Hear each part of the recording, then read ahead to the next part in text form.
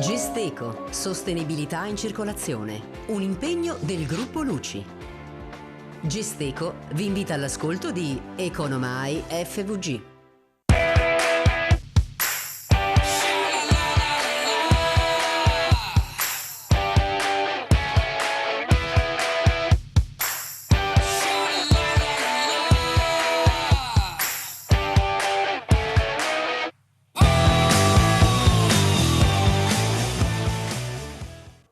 Buonasera e bentrovati a questa puntata di Economai FVG. Che mondo sarebbe senza le cooperative sociali? Questa è la domanda che ci poniamo questa sera, perché le cooperative sociali hanno appena festeggiato i loro 30 anni. Era l'8 novembre del 1991 quando la legge 381 le istituiva, di fatto le riconosceva, anche se questa esperienza, bisogna dirlo, era già nata ben prima, proprio in Friuli Venezia Giulia, grazie al dottor Franco Basaglia, che per primo aveva intuito l'importanza del mettere insieme le persone anche svantaggiate per riuscire a creare qualcosa, aggregazione non solo, anche una cura sanitaria da quel punto di vista. Sono passati 30 anni, dicevamo, e le cose sono molto cambiate. Le cooperative sociali oggi rappresentano un po' la spina dorsale della nostra società e anche a volte della nostra economia, perché mettono in campo posti di lavoro, esperienze e hanno dimostrato, soprattutto in questa fase molto complicata della pandemia, di reggere la nostra società dal punto di vista degli anziani, pensiamo alle case di riposo, degli asili, insomma in tanti settori sono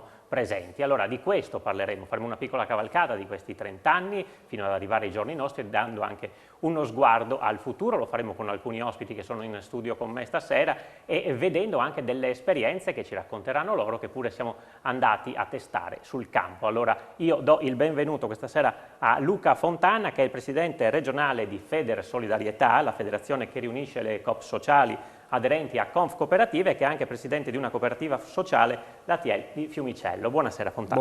Buonasera a tutti. E buonasera a Paola Benini, presidente di Confcooperative Udine, che è anche presidente della Coop Sociale Attiva Lab. Buonasera a tutti, grazie. Buonasera anche a Luca Sibilla, vicepresidente di Federsolidarietà FVG e anche direttore amministrativo e del personale di Casa Emmaus, una casa di riposo di Trieste. Buonasera. Buonasera, allora grazie intanto per essere con noi questa sera. Io parto subito da Luca Fontana per chiedergli insomma che cosa sono stati questi 30 anni. È difficile raccontarlo in poco tempo, ma magari partiamo dai numeri anche per far capire insomma com'è nata questa esperienza e che cosa è diventata. Sì, buonasera. Partiamo dai numeri. Un dato importante è che in questi 30 anni abbiamo generato oltre 6.600 cooperative sociali in tutta Italia. 263.000 soci lavoratori, 18.000 persone svantaggiate assunte all'interno della rete della cooperazione sociale, un fatturato di circa 8 miliardi di euro. Dati assolutamente importanti, ma il dato va letto su questo versante: una capillarità diffusa nel nostro territorio, in rapporto con le persone, con le istituzioni e con tutti gli attori. Ecco, dati assolutamente importanti. Tali dati li possiamo ritrovare anche nella nostra regione, 200 cooperative sociali, stiamo parlando anche qui di oltre 800 persone svantaggiate assunte, oltre 14.000 soci lavoratori. Ecco, anche in questa regione quindi una presenza importante, e anche in questa regione con una caratteristica importante che è essere radicati nel territorio, essere presenti a fianco a chi poi ha il bisogno, e quindi direi riusciamo ad esprimere una conoscenza importante e approfondita di tutti i bisogni. Li stiamo vedendo proprio in sovraimpressione i numeri che fotografano insomma come siate presenti praticamente in tutte le realtà, e anche con dati importanti anche sul fronte insomma dell'economia, dei ricavi. Vediamo lì dati in milioni di euro, insomma lo diceva lei un po' prima, insomma sono dati che testimoniano anche l'importanza economica delle coop sociali. Esatto, l'importanza economica, dato da non sottovalutare, da tenere presente, ancorché se lo introduciamo e lo leggiamo con la lente della mutualità, elemento fondamentale delle cooperative sociali, in quanto hanno sì una mutualità interna, cioè rivolta all'azione verso i soci, ma anche una mutualità esterna, che significa che le cooperative sociali hanno come impegno l'azione verso il territorio. quelle cifre che noi abbiamo visto hanno una ricaduta diretta in termini di azioni nel territorio, sul territorio. Faccio un esempio concreto: la cooperativa che si impegna nell'azione quotidiana della riqualificazione del proprio paese, che si impegna nella riqualificazione delle reti con gli anziani, con i disabili. Questi sono fondi che provengono direttamente dalle cooperative e che le cooperative hanno nella loro DNA il compito di impiegare e di generare sul territorio. Assolutamente. Benini, se guardiamo indietro al 1991, che cosa vediamo? Anche con gli occhi di oggi. Se torniamo indietro al 91 vediamo moltissimi giovani entusiasti che 30 anni fa hanno deciso di impegnarsi attraverso lo strumento della cooperazione sociale per rispondere dei bisogni del territorio. Quindi ritroviamo una forte carica di energia e di voglia di impegnarsi per il paese. Ritroviamo ovviamente molte esperienze che hanno avuto dei successi incredibili in campo, lo citava lei prima, del tema della salute mentale, ma direi anche in tutti gli altri campi poi del sociale. Ecco, Benini, questa trasformazione che ci stava raccontando anche il Presidente, ecco, vista, dicevo, con gli occhi di oggi, che cosa ci fa dire? Direi che ci dice che la dimensione della collettività, della comunità, dello stare insieme, del cooperare, è sempre più pregnante e di questa dimensione c'è sempre più bisogno, no, nella nostra quotidianità. Concordo nel ricordare, perché io mi sono agganciata poco dopo, diciamo, all'inizio dell'avventura delle cooperative sociali come adesso le intendiamo, e sicuramente siamo passati da una spinta valoriale molto forte a una dimensione imprenditoriale. Ecco, questo passaggio credo che non sarebbe possibile se l'impresa cooperativa e la cooperazione sociale in particolare non mantenesse al suo interno anche la dimensione valoriale. E ci terrei a fare un piccolissimo affondo su questo, se mi è permesso. Prego. Nel senso che cooperare, come diceva bene il dottor Fontana prima, il nostro presidente regionale, è in primis vivere una dimensione potenzialmente non competitiva, almeno all'interno delle nostre organizzazioni. La cooperazione in generale è un'organizzazione, è un'impresa che nasce proprio con la mutualità al suo interno e quindi con l'obiettivo di non redistribuire gli utili ma di reinvestirli nel territorio e nella società. E io credo che questo sia anche una delle dimensioni che ha fatto della cooperazione sociale, che poi è come dire, un sottoinsieme del mondo cooperativo, la sua longevità. Perché quando hanno scricchiolato altre dimensioni, anche quelle economiche, perché non ce lo neghiamo che fare impresa in Italia sia in assoluto difficile, fare impresa sociale a volte è un'avventura da sognatori, però se come dire, la nostra struttura, le nostre imprese hanno continuato, è perché si sono sempre potute riconoscere in questa dimensione collettiva dell'agire. No? Cooperazione sociale è sostanzialmente un'impresa a tutti gli effetti, un'impresa cooperativa che ha privata, ma mi viene da dire a patrimonio, si può dire pubblico, ma quantomeno collettivo, cioè tutti i soci partecipano all'avventura dell'impresa. E il patrimonio, un'altra dimensione importante che vorrei sottolineare, il patrimonio delle cooperative è in prestito ai cooperatori, perché quando le cooperative si liquideranno, si scioglieranno, rimarranno ai territori. Questo credo sia un po' come dire, lo sguardo di oggi sulla cooperazione sociale, che fa sì che sia ancora una dimensione viva, vitale e motivante per noi.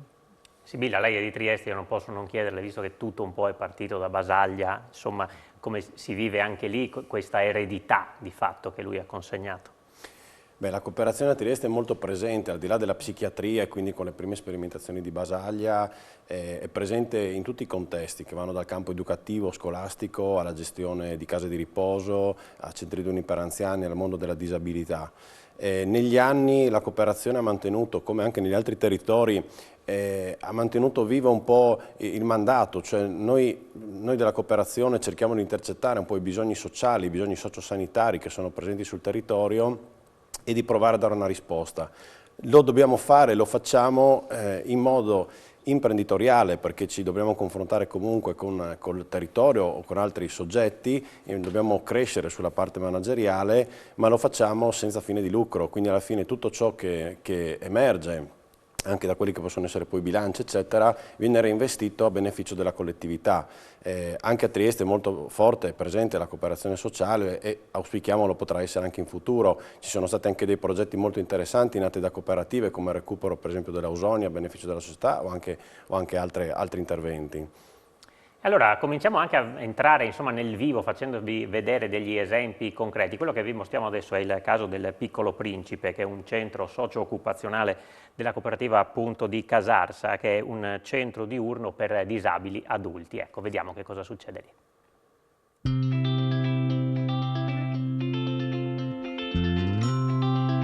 Il centro socio-occupazionale della cooperativa sociale Il Piccolo Principe è un servizio diurno che ospita 13 persone disabili adulte che vengono impegnate in attività a carattere educativo ed occupazionale in un'ottica inclusiva e di valorizzazione della qualità della vita. Durante le ore di servizio, il centro è aperto dal lunedì al venerdì, vengono svolte diverse attività. Ci sono quelle a carattere appunto occupazionale che fanno riferimento ai laboratori artistico-artigianali di ceramica, cartonaggio, decorazione del legno e pittura su stoffa, e ad altre attività che sono maggiormente socializzanti, che riguardano le uscite sul territorio, e attività legate al benessere fisico e ancora attività esterne in collaborazione con altre associazioni come l'ipoterapia. Nella normalità delle cose una giornata tipo si svolge con l'accoglienza, la suddivisione nei vari laboratori e eventualmente lo svolgimento di attività esterne. Diciamo che con l'emergenza Covid abbiamo dovuto riadattare e rimodulare le attività, in modo particolare in riferimento agli spazi del centro che hanno dovuto subire delle modifiche, questo ovviamente per poter garantire il mantenimento della distanza. Quindi alcuni spazi sono stati ripensati, uno in particolare è stato utilizzato come stanza isolamento, qualora dovesse capitare che una persona durante l'orario di centro manifesti dei sintomi che possono essere riconducibili al Covid, ecco che abbiamo la stanza per poterlo accogliere e mettere in atto tutte le procedure necessarie. Diversamente all'interno dei laboratori abbiamo creato delle postazioni ad hoc, per cui delimitate con lo scotch, in cui le persone sanno che devono stare e da cui possono muoversi con una libertà relativa. A livello di laboratori non abbiamo subito grosse modifiche, noi produciamo oggetti artigianali che sono poi destinati alla vendita nella nostra bottega della solidarietà. Le attività che hanno subito una modifica maggiore sono quelle relative all'attività fisica, perché non c'è stato più possibile né frequentare la piscina pubblica per fare rieducazione funzionale in acqua e neanche una palestra. Noi ci recavamo in una palestra delle scuole medie qua a Casarsa. Sono attività che abbiamo dovuto sospendere ma non eliminare, nel senso che facciamo un po' un fai da te utilizzando gli spazi e le risorse che abbiamo. Abbiamo un giardino ampio che ci consente comunque di fare attività all'aperto e sicuramente le passeggiate in centro paese o comunque nei dintorni non mancano. Un'altra attività che però ha subito una modifica è quella relativa al laboratorio di cucina. Diciamo che è sempre stato un po' il cardine del nostro servizio, tanto che negli anni abbiamo strutturato un servizio di mensa interna, quindi educatori e persone con disabilità collaborano per preparare il pranzo ogni giorno.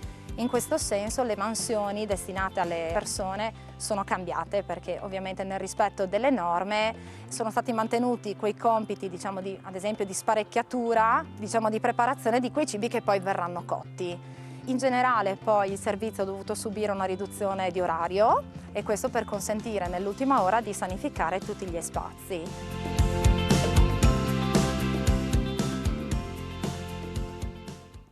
Ecco, sicuramente una bellissima realtà, quella del Piccolo Principe, di questo e di come anche il Covid abbia influenzato le attività di tante realtà. Parleremo subito dopo la pubblicità, restate con noi a tra poco.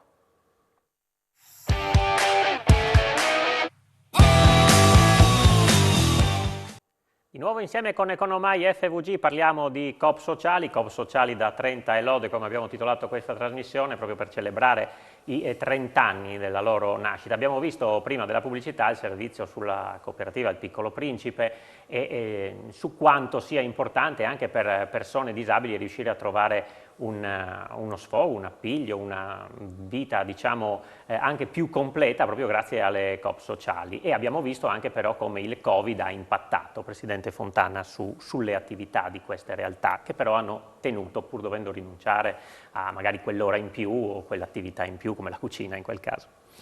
Sì, il Covid ha impattato soprattutto nella prima fase, quando non sapendo come gestire tutte le attività abbiamo dovuto, come un po' tutti, chiudere, ma abbiamo reagito immediatamente. Abbiamo visto già anche lì dal video come anche il Piccolo Principe, ma come tutte le cooperative, si sono reinventate il come stare accanto alle persone, come riuscire a dare la risposta. Hanno ridotto i tempi, li hanno modificati, e quindi l'elemento secondo me importante da sottolineare è che non abbiamo lasciato solo nessuno durante questo periodo, direi durissimo, non solo le persone direttamente che noi accogliamo, ma anche le famiglie, perché ricordiamo che dietro ad ognuno di loro c'è una famiglia.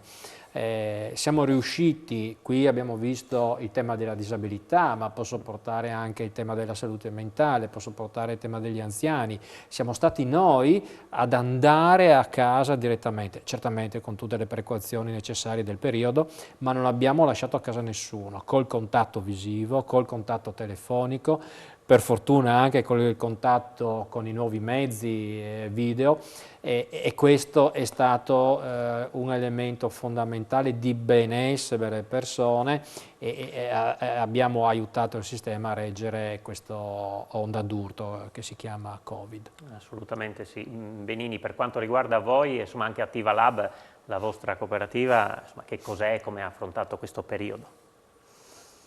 Beh, direi che il Covid ha un solo pregio di essere molto democratico, no? Cade un po' ovunque e colpisce in maniera più o meno univoca i vari settori, quindi anche per noi è stata un'avventura all'inizio traumatizzante. La nostra cooperativa ha una parte che si occupa di disabilità e che somiglia molto ai nostri amici fratelli del Piccolo Principe, per cui non aggiungo altro rispetto a quello. E poi c'è un secondo settore invece che si occupa di bambini con disturbi evolutivi specifici, quindi quei bambini che per una qualche problematica che può essere di natura patologica o anche transitoria hanno enormi difficoltà a riuscire a scuola in particolare, e per questi noi da molti anni che svolgiamo dei doposcuola specialistici, cioè adatti e pensati e immaginati proprio per questi allievi. E la pandemia, il Covid ovviamente ci ha imposto la famosa DAD immediatamente anche a noi, ma volendo salvare qualcosa di questo periodo possiamo dire che abbiamo anche scoperto uno strumento che in particolare per quei ragazzi che hanno disturbi dell'attenzione, iperattività, ha svelato anche un suo lato positivo, quindi ha creato delle dimensioni dove le distrazioni sono meno e quindi dove l'attività didattica si è potuta fare anche con una certa efficacia. Ecco, quanto hanno sofferto questi bambini? Sicuramente tutti hanno sofferto, forse questi in modo particolare, o forse perché erano in questo contesto, al contrario, sono stati in un certo senso, direi non privilegiati, però insomma hanno potuto godere di un cuscinetto intorno. Ma guardi, mi piace l'espressione cuscinetto, che è un po' quella che noi utilizziamo quando parliamo dei servizi che facciamo per le persone con disabilità. È esattamente questo, e in difficoltà in generale, che noi cerchiamo di portare, no? Una protezione rispetto all'esterno. Certamente ecco, la letteratura, la scienza, le neuroscienze e le ricerche di quest'ultimo periodo ci dicono che non si salva tantissimo, ecco, di questa esperienza nei confronti dei bambini e dei ragazzi.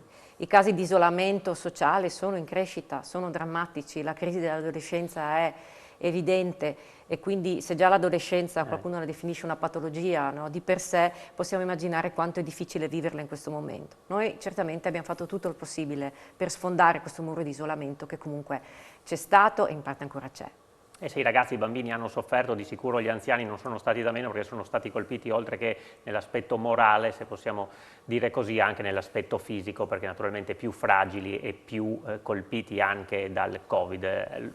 Le case di riposo sicuramente rappresentano per loro qualcosa di importante, lo hanno sempre rappresentato, sicuramente anche in questo periodo della pandemia, anche se non è stato facile essere lì, sono stati in qualche modo tutelati, abbiamo visto i tanti sacrifici fatti anche dagli operatori, i sociosanitari in tante case di riposo, insomma, per cercare di non far ammalare queste persone. Allora, parlando di questo, vediamo questo servizio che è stato realizzato in 2 cooperative sociali del territorio, a Roveredo e a Campeggio, in provincia di Udine, vediamo.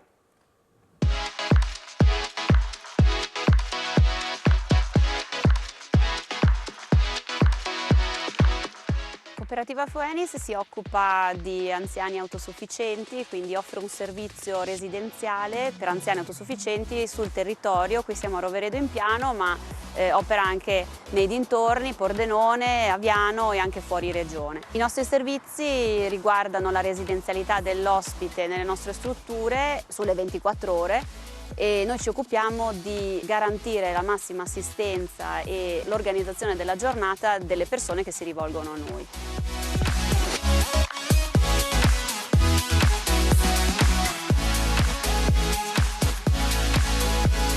La pandemia che ha colpito tutti, insomma, in questo periodo è stata molto pesante per gli anziani. Per noi operatori è stato proprio uno stress test il Covid, perché ci ha messo di fronte alla difficoltà di avere una relazione normale come avevamo da prima, insomma, con gli nostri ospiti, e non solo, ci ha imposto di doverlo spiegare a loro, che si sono trovati dalla sera alla mattina a interrompere le relazioni con l'esterno, perché comunque bisogna pensare che l'anziano che si approccia al nostro mondo, quindi che decide di entrare in un ambiente protetto come la struttura casa famiglia, quindi anziani autosufficienti che soffrono necessariamente, vengono qui perché soffrono la solitudine nei loro luoghi, in pandemia hanno sofferto molto più di quello che potevano soffrire prima, quindi l'isolamento è stato non solo fisiologico ma anche obbligatorio. Quindi aprire una struttura in questo periodo è stata una sfida che abbiamo affrontato con vero piacere, abbiamo anche vinto, insomma, quindi siamo molto contenti di questo. Ecco.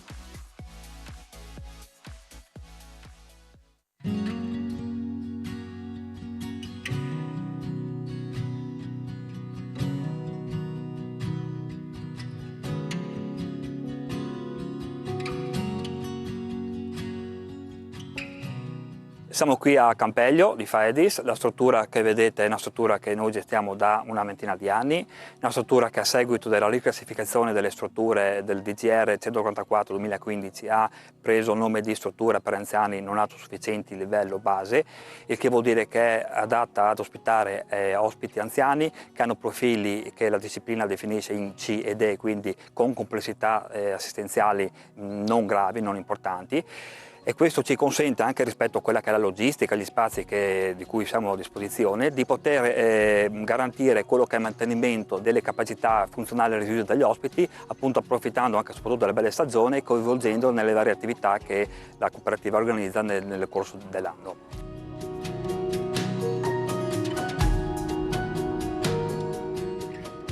Questa è una struttura di 24 ospiti, che è diciamo un po' diversa da quella che è la tipologia tradizionale di strutture che noi gestiamo in tutto il territorio nazionale, che vanno da 60, 90, 120 posti e oltre, non per questo non strategica per il territorio dove lavoriamo, che è un territorio dove Universis tra l'altro ha mosso i primi passi, quindi abbiamo anche un particolare affetto, devo dire, anche gelosia rispetto a questa struttura che per noi insomma ferra l'occhiello, al di là delle dimensioni che sicuramente non sono rappresentative rispetto a quello che è il nostro standard diciamo gestionale, però insomma siamo contenti di essere qua.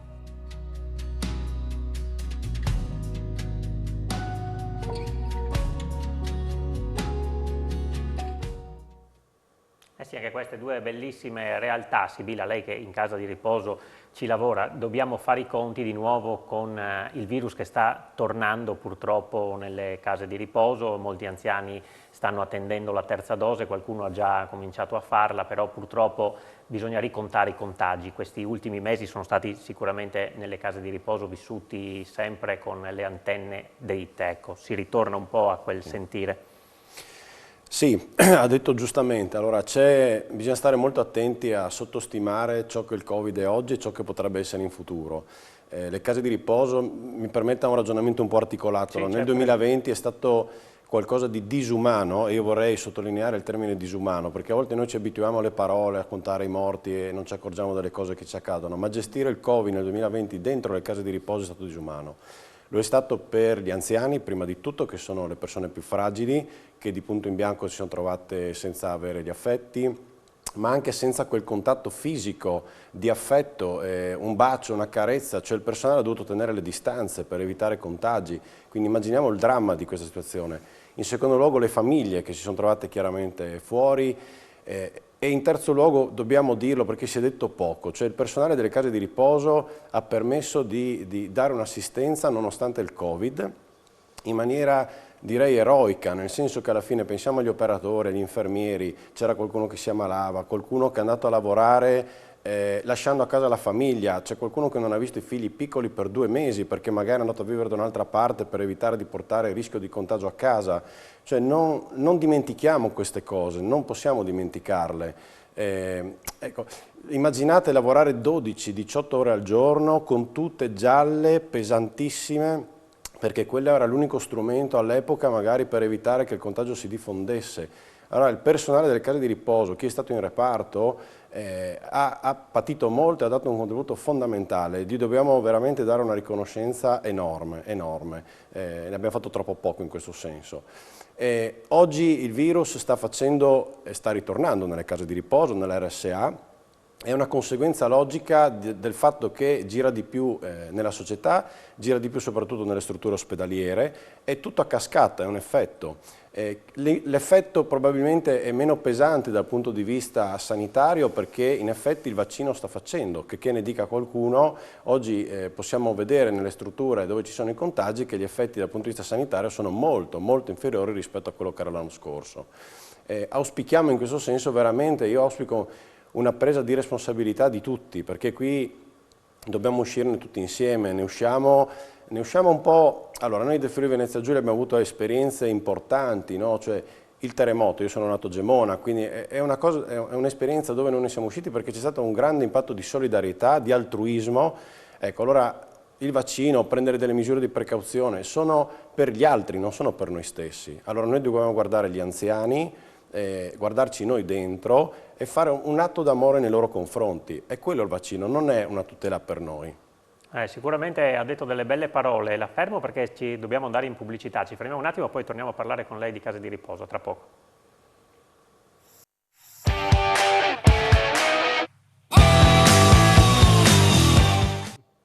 Di nuovo in compagnia di Economai FVG parliamo di COP sociali, stavamo ragionando poco fa proprio di case di riposo, allora chiedo a Sibilla come è cambiata la consapevolezza degli anziani, perché lo raccontava prima all'inizio della pandemia anche gli infermieri, gli operatori erano vestiti naturalmente con gli scafandri, tanti anziani faticavano anche a comprendere cosa stava succedendo, poi è arrivato il vaccino, gli si è dovuto spiegare anche questo.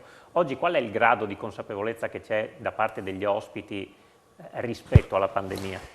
Questa è una domanda molto interessante, ma è molto interessante perché nel mondo della non autosufficienza dobbiamo anche pensare e tenere in considerazione che l'80% delle persone hanno un qualche problema cognitivo, quindi non si possono nemmeno rendere conto di ciò che sta succedendo intorno e l'unica cosa che resta è proprio il contatto fisico e l'affetto, no? Se togliamo quello diventa problematico. Chi è un po' più lucido e mantiene intatte, diciamo, ha preso coscienza di un grande problema, di una grande difficoltà, si sta un po' abituando, ma non è un'abitudine sana, ecco, perché è un'abitudine costretta nel fatto che io ho bisogno di un'assistenza e devo costringermi a fare certe cose, certi comportamenti, ecco.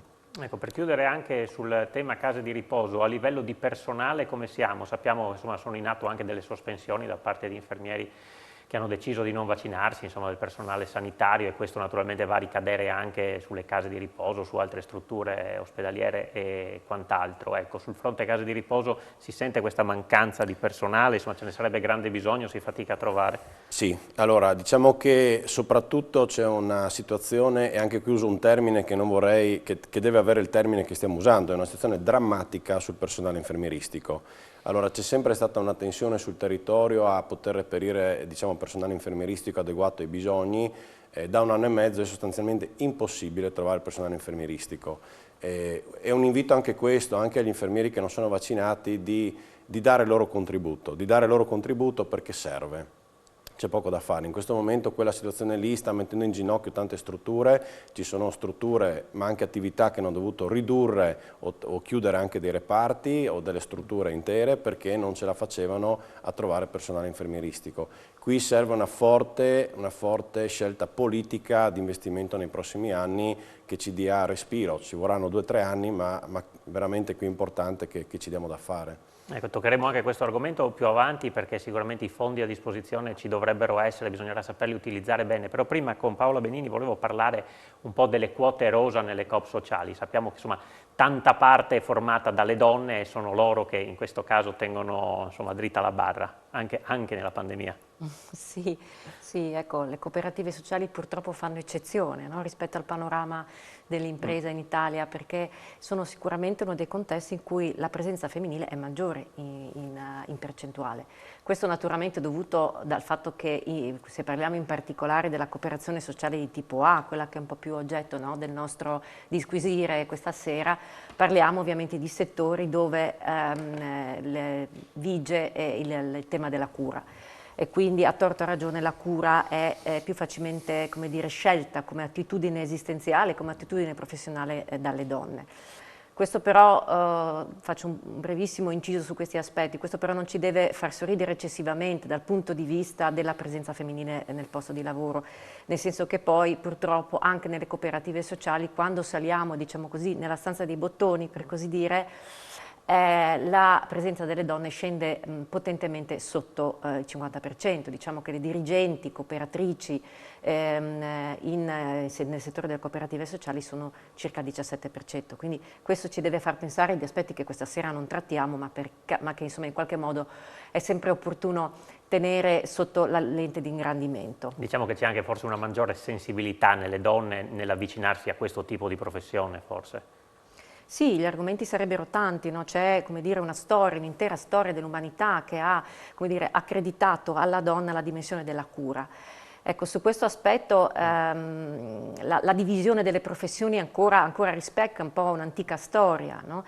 Però ecco, da questo punto di vista io spezzerei una lancia in favore dell'importanza della presenza in ambito educativo, sanitario, assistenziale dei maschi, degli educatori maschi, perché naturalmente scopro l'acqua calda nel dire che un processo educativo equilibrato ha bisogno di tutte le energie, certo, insomma, in campo.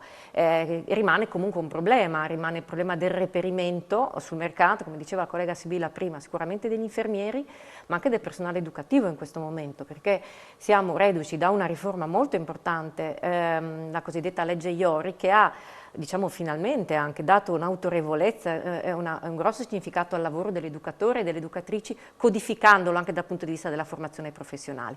Ma le istanze formative, le università non riescono a stare al passo e quindi, permettetemi la brutta espressione, non sfornano sufficienti educatori e quindi noi ci troviamo in questa impasse e anche, chiudo la riflessione, anche per il fatto che purtroppo, per fortuna non lo so, ma in qualche modo il pubblico rimane sempre più attrattivo.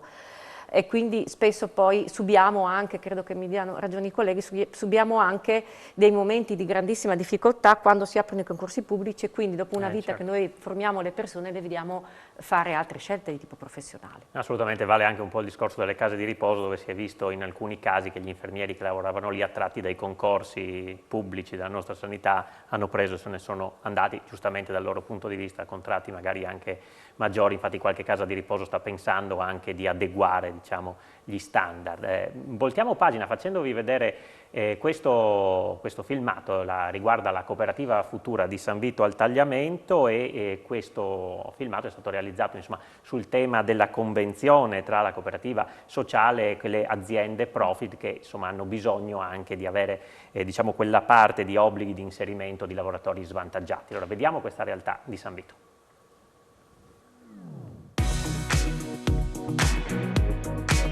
Ci troviamo nella sede della cooperativa sociale Futura a San Vito al Tagliamento.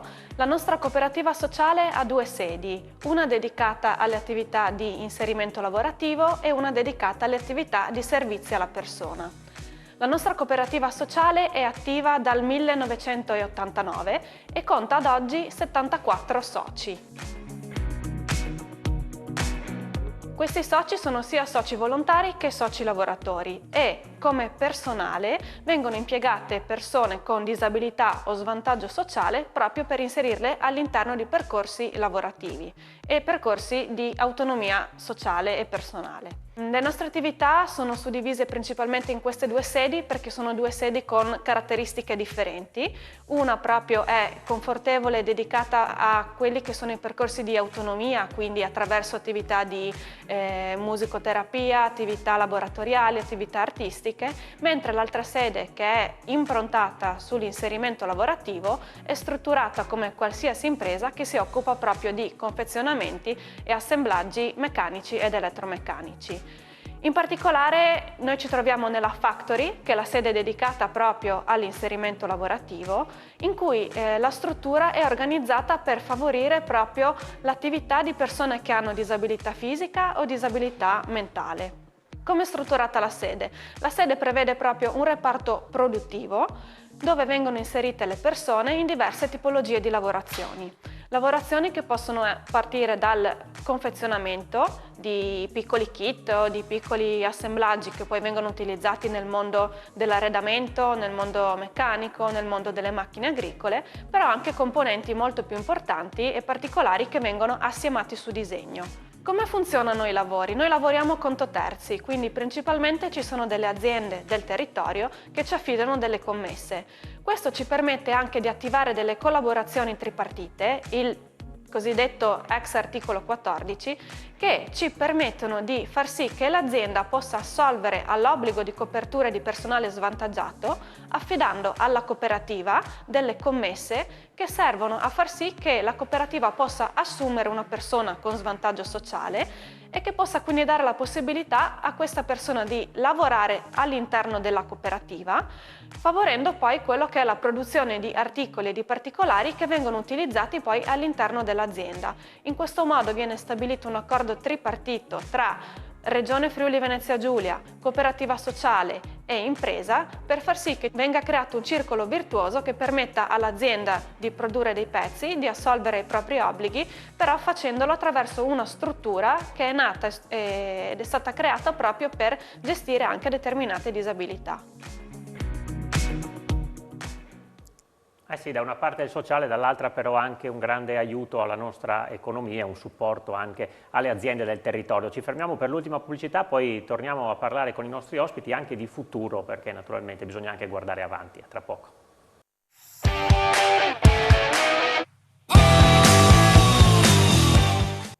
Ultima parte di Economai FVG, fari questa sera puntati sulle cooperative sociali che hanno festeggiato i loro primi 30 anni, ma insomma davanti di anni ne avranno ancora molti. Presidente Fontana, insomma bisogna cominciare a guardare al futuro, sappiamo che l'abbiamo raccontato e detto che il Covid sicuramente è ancora l'attualità, bisogna guardare anche più avanti, però in arrivo per tutti, per tutto il mondo della nostra economia ci sono i fondi anche del PNRR, su questo anche voi volete dire la vostra, nel senso vi aspettate immagino un coinvolgimento anche da parte delle istituzioni per far valere intanto la vostra esperienza, visto che è un po' su tutti i campi della società e poi magari richiedere che questi fondi vengano spesi in determinati modi. Certo, questa sera abbiamo visto l'impegno delle cooperative sul territorio, abbiamo visto l'impegno delle cooperative nella formazione degli operatori, abbiamo anche sentito quanto a cuore abbiamo rispetto ai diversi temi. Questi si devono, a mio avviso, concretizzare attraverso un percorso partecipato, cioè l'esperienza penso sia utile proprio per permettere di spendere i fondi del PNRR nella maniera più concreta possibile. Dico, è facile costruire muri e il tema è poi che questi muri e questi contenitori debbono essere riempiti e debbono essere sostenibili rispetto ai bisogni di un territorio. Ecco, allora io credo che noi con la nostra esperienza possiamo essere interpellati e vogliamo dare il contributo in merito alle diverse tematiche della salute mentale, della disabilità, dell'anziano, dei bambini, ma anche delle attività lavorative, degli inserimenti lavorativi, perché le persone che noi abbiamo visto anche nell'ultimo video sono persone che vengono sempre più escluse dal mercato del lavoro e questo ci deve interrogare su come riusciamo invece a tenerle nel mercato del lavoro e come riusciamo ad impiegarle, perché non sono scarti della società, sono parte della società e queste così devono essere gestite e trattate. Sì, mi sembra che lo dimostrino tutti i giorni. Se vuole anche raccontarci un po' di quella che è l'esperienza della cooperativa di cui lei è anche presidente, la TL di Fiumicello. Sì, volentieri, è una cooperativa mista A e B, ha tutto all'interno tutti i servizi soprattutto sul tema della disabilità, ma in particolare della salute mentale. Siamo impegnati nella Bassa Friulana e nell'Isontino a gestire assieme alle aziende sanitarie proprio i percorsi riabilitativi personalizzati.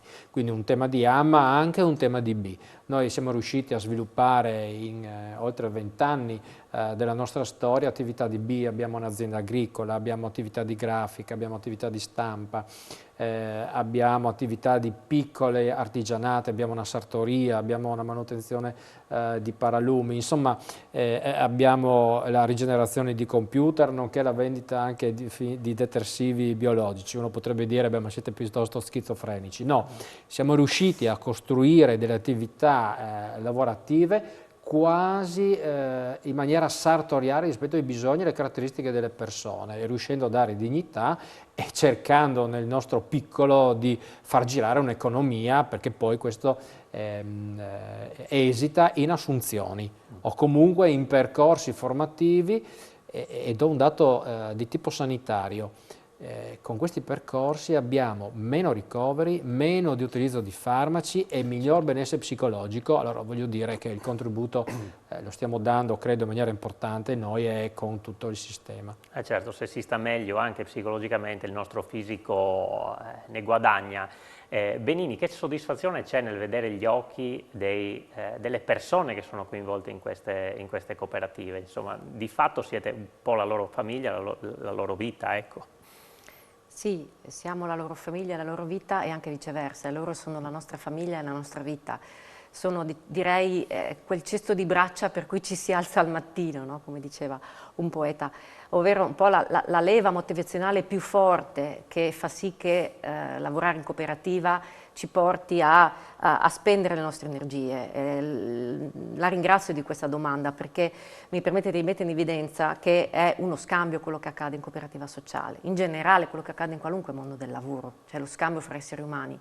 Naturalmente in cooperativa sociale è più marcato perché è più facile, anche perché le persone con una difficoltà, con un disagio, hanno un'immediatezza. Chiaramente sto usando dei termini un po' generalistici, generalizzanti, e me ne scuso, però hanno come dire, le infrastrutture sono saltate, cioè si va dritti al punto, a ciò che conta, che è la relazione e la qualità della relazione. Quindi direi che, per rispondere alla sua domanda, la bellezza è proprio vedere il piacere di incontrarsi, qualunque sia l'attività che si fa. In questo senso il Covid ovviamente l'ha fortemente messa in discussione, questa dimensione relazionale, però non l'ha annullata del tutto. E chiudo facendo un pensiero alle cooperative sociali di tipo B, cioè quelle che danno lavoro alle persone svantaggiate. Sì. Ecco, la dimensione del lavoro poi è il vero salto quantico nell'esistenza di queste persone, no? Cioè quello che fa, che dà una dignità, un ruolo, un'identità, che sono dimensioni che per noi è facile capire, basterebbe domandare a noi stessi che cosa vuol dire domani non lavorare, per capire qual è la dimensione esistenziale che queste persone vivono, la frustrazione di non essere utili in qualche modo. Quindi dare lavoro, che non è sempre possibile perché le persone hanno delle oggettive difficoltà, ma qualora e dove si riesca, dare lavoro è veramente un po' la quadratura del cerchio, ecco il punto d'arrivo più significativo e più importante per il nostro comparto. Assolutamente, abbiamo detto insomma quanto le cooperative, come un po' tutto il resto della società, hanno dovuto fare i conti col Covid. Vi facciamo vedere come ha affrontato questo periodo la cooperativa sociale La Quercia di Trieste.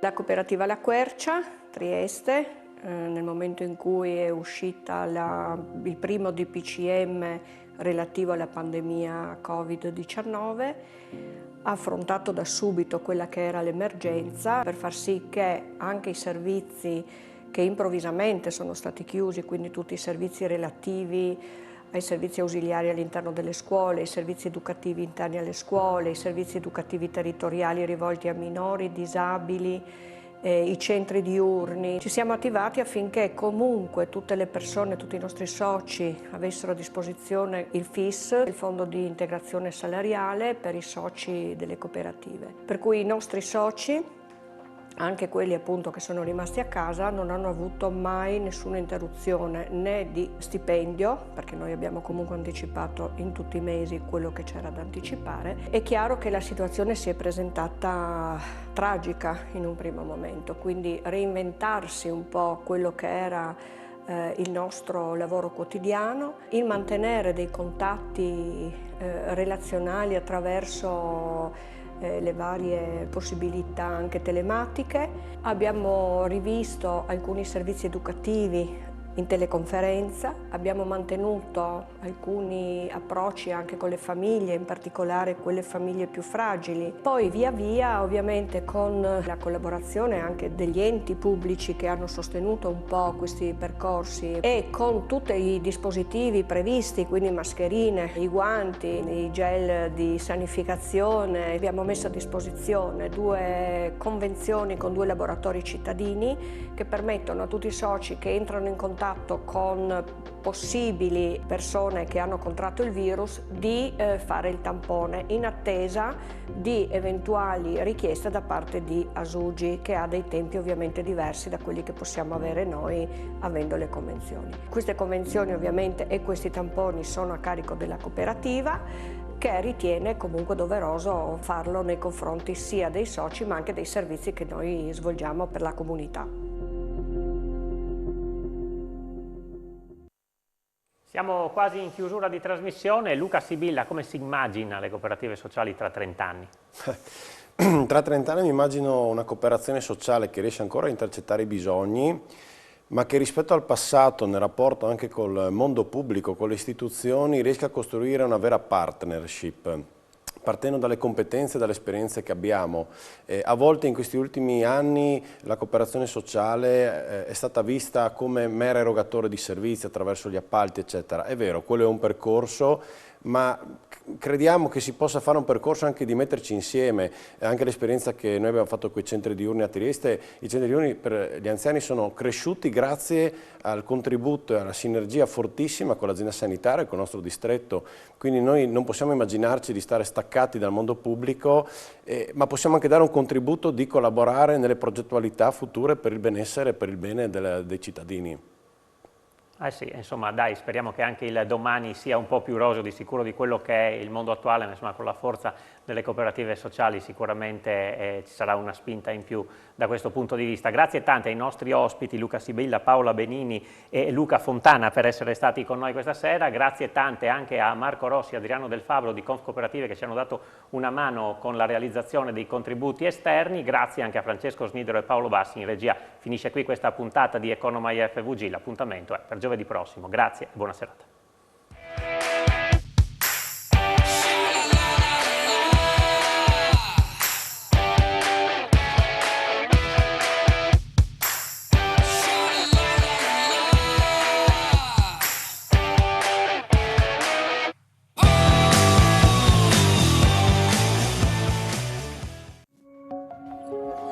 Gesteco, sostenibilità in circolazione, un impegno del gruppo Luci.